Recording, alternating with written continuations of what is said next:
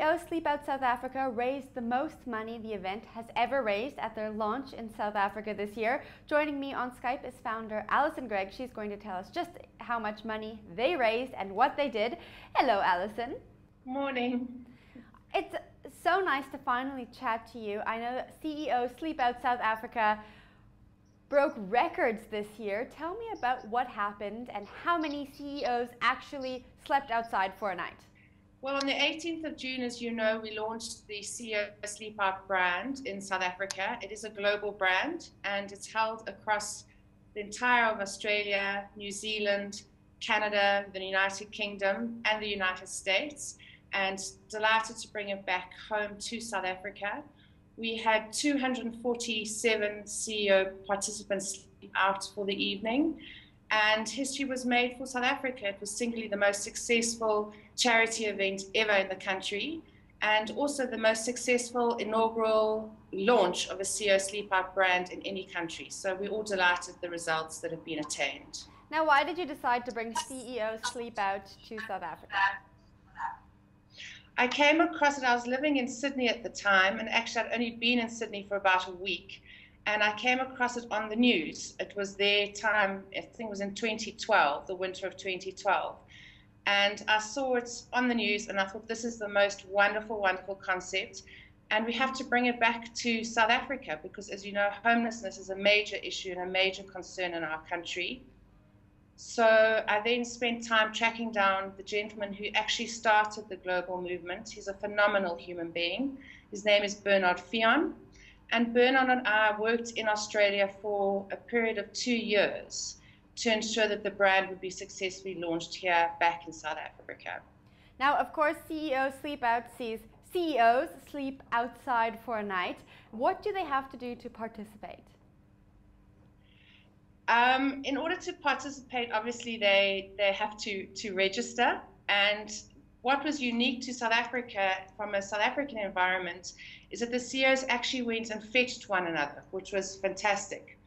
That campaign worked extremely well. There was a challenge put to anyone who wanted to book their space on Gwen Lane that they had to contribute 100,000 Rand to book their space on the street on Gwen Lane, which also worked very well. And hence the reason why we had 247 sleepers, CEO sleepers, and the top 3 leaders who were Brett Levy, Paul Dunn, and Stephen Kossoff actually contributed more than 100,000 Rand each. And that is why we hit just over the 26 million Rand. Now, tell me about where exactly these CEOs were sleeping for the night. We worked in association with the city of Joburg as they were the host city partner, and we shut down Gwen Lane for the evening in Sandton. It is known to be the richest square mile on the African continent, if I'm stand to correction. And it was literally on the steps of the Johannesburg Stock Exchange and outside Prime Media, which, as you know, 702 was the joint title partner to the project. Now, did these CEOs get any surprises? What was the night like? Did they just sleep outside and have a great time? No, not at all. Their commitment was they had to arrive at 6 o'clock in the evening and then depart at 6 o'clock in the morning. So they had to stay on Gwen Lane for a period of 12 hours. The event internationally is always held on the coldest night of the year. So even in New York, for example, they'll sleep out in -4 degrees. I think this year in Johannesburg, we hit -3. That was the coldest temperature during the course of the evening. And the rule was to arrive with nothing and to leave with nothing.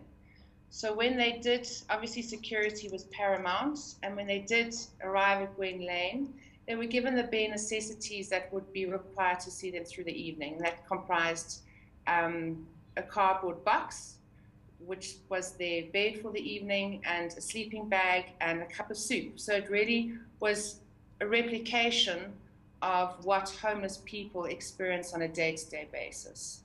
Now tell me about speaking to these CEOs after the event. What were they saying? What did they take away from this night? One of the key things, Jennifer, is to increase the levels of empathy with people who are sitting in a position of influence and power. Australia, over the last 10 years, have been conducting empathy reports from the takeouts from the people who've participated in the event. And it's almost guaranteed that every single person who has this experience within the CEO Sleep Out will never look at a homeless child or a homeless person again in the same manner. And these people are there to affect change. And that's really one of the key takeaways for the project, is to be that catalyst to effect change. And on the back of that, because of the success of the project here, we are currently working with IQ Business, and they are putting together the first empathy report ever to come out of South Africa based on an initiative of this nature.